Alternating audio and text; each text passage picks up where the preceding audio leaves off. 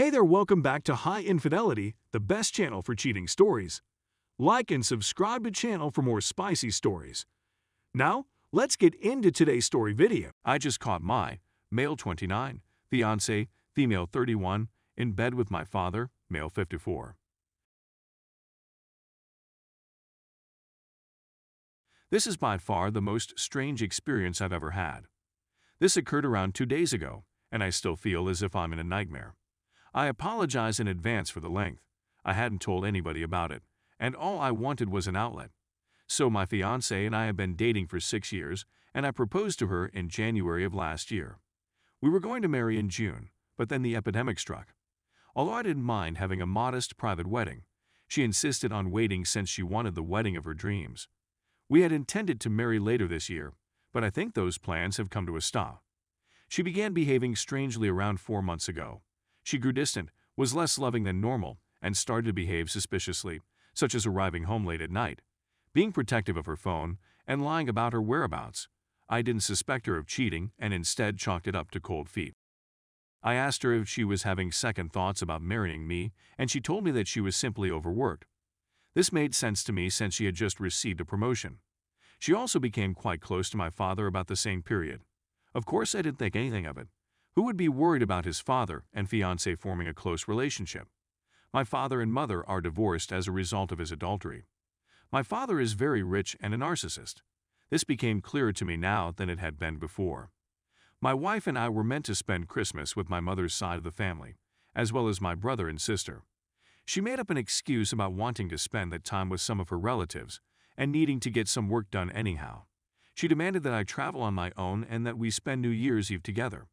I accepted since I hadn't seen my mother in a long time. Coincidentally, my father was leaving town around the same time. I only learned this when contemplating and decided that they probably spent that time together. My siblings and I spent Christmas and New Year's with one of our parents and the other with the other. Every year, we switched between the two. My mom and dad couldn't bear the sight of one another, as you can probably tell from the fact that we'd never spent such holidays together. Neither side of the family gets along, and it's been difficult to strike a balance and not take sides. As I previously said, I had no reason to suspect her of cheating on me until she began getting calls from a number kept under her best friend's name. Karen, too, was stored as a backup, fake name. This made little sense to me since she was getting these calls when we were out to dinner with Karen and her husband.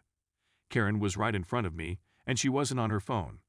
When I glanced at the phone, then at my wife, she gave me the most "oops, I messed up" face I've ever seen.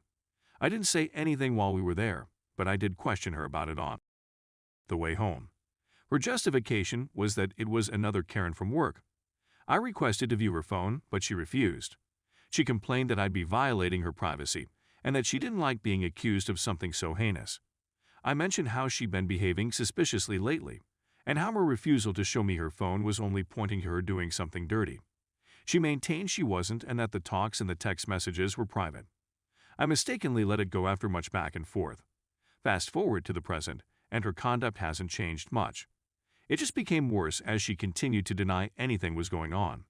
I was supposed to go on a business trip for a week on Monday. Fortunately, my flight was canceled owing to snowstorms and my vacation was postponed. When I went home, I saw my father's vehicle parked outside. It's my father. He's surely only passing through, right? When I get inside, I don't see him or his fiancée. I yell out, "Where are they?" and I hear rushing upstairs in my bedroom. My fiancée is agitated as I go towards my bedroom, begging that I wait for her below. When I ask her where my father is, she claims she has no idea. However, his automobile is parked outside. He has to be here. When I go to the bedroom door, it's locked. When I ask her to open it, she replies she's getting ready. The concept of them together hadn't even occurred to me throughout this whole period. When I beg her to open the door, she tells I should wait below. I could now hear multiple footsteps from inside, and that's when it occurred to me what was going on. In a hurry, I kicked the door down, and I wish I hadn't seen what I did. My father was in my room, fumbling to put his trousers on while my fiancée wasn't just wearing her panties. I was utterly taken by surprise. What I was seeing astounded me. My fiancée burst out laughing and yelled something along the lines of "It's not what it appears to be. I can explain." The cliché nonsense. I was looking at my father the whole time, watching him get ready. At one point, I wondered whether I shouldn't simply beat the heck out of him right then and there. But I couldn't do it. I didn't have the stamina. I was completely defeated. I just got back into my vehicle with the bag I intended to take on my work trip and drove away. My fiancé attempted to stop me and even attempted to jump into my vehicle as I drove away. I got into a motel and have been staying here ever since. Calls and messages from both of them, as well as other relatives and friends, have deluged me. I haven't talked to anybody, and I haven't returned any of their phone calls. This hurts a lot. I'm not sure what I'm expected to do. Why would they do such a thing to me? Why would he choose my fiancé out of all people? I've spent the last 2 days weeping and drinking, and I have no idea what I'm meant to do. Has anybody else gone through anything similar, and if so, how did you find the fortitude to keep going? I could go on, but that would be a rant. How am I expected to deal with such betrayal? I need assistance. Anything? Story 2. I hate myself for posting this. Just need to get it off my chest. I come from one of the Nordic nations.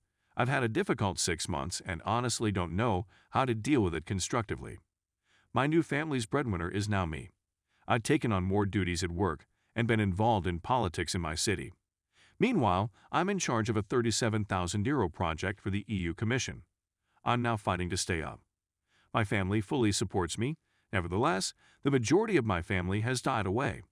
I lost my mother when I was 23 years old, married my first wife 2 months later, separated after 3 months, and divorced the following year when my wife cheated on me. I was unmarried for the following 8 years while finishing my degree. When I returned from studying abroad for a year, I relocated to a new city to start again. I was unhappy and work was frantic and not what I had expected. I acquired a drinking problem as a result of stress and attempted to get treatment. After 13 hours in the ER, I was informed that it was all in my head until I felt suicidal. They felt I could be stressed since I indicated I wasn't suicidal, so they let me go. My supervisor claimed he'd assist me, but 2 years later, he delayed a promotion based on that chat. 3 years have passed, I'm doing well at work, and I've been married to my present wife for 2 years. Finally, I was in the right frame of mind to meet someone.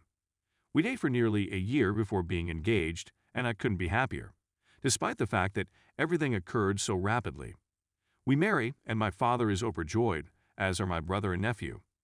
Meanwhile, my father is having problems with his prostate, which has been diagnosed as malignant. My father does not always give me the complete truth, so I contact my adored elder brother. He has the same concerns that I do. It turns out that my brother and I should brace ourselves for the worst. My father is 78 years old, and this disease might be the last of him. We begin talking about making plans. 2 weeks later, my son is born. My father's side of the family pays us a visit. My brother is holding my newborn kid, who is seated next to my nephew, and we are both giggling. 3 weeks later, at 20 minutes past midnight, I get a phone call from my father. I'm sitting with my 3-week-old baby, nursing him, when my father informs me that my brother has died. He had a heart attack on his way home from work. The ambulance arrived within 2 minutes, but the surgeons were unable to resuscitate him. My world has been shattered. I'm at a loss on what to do. I take 3 days off from work, but then I feel the walls closing in on me. I have much too many responsibilities. My greatest inspiration as a parent dies 3 weeks after my son is born, at the age of 48. Aside from that, I need, want, and will care for my 17-year-old nephew and my father. I'm still a mess 4 months later. Every day, I chat to my nephew who lives out of state, as well as my father, and I work additional hours at my job to maintain our quality of life. I'm 35 years old, but I've never met my grandparents on my father's side, my grandfather on my mother's side, and my grandma, who was 85 years old when I was born. From my original family, I just have my father and a nephew remaining. I'm completely lost. I'll get through it, but I think I just needed to put it down on paper. I have a great wife who adores me, and my kid is the most amazing human being I have ever met. I simply want to shout right now, but they need me and I need them. I absolutely detest being born with elderly parents.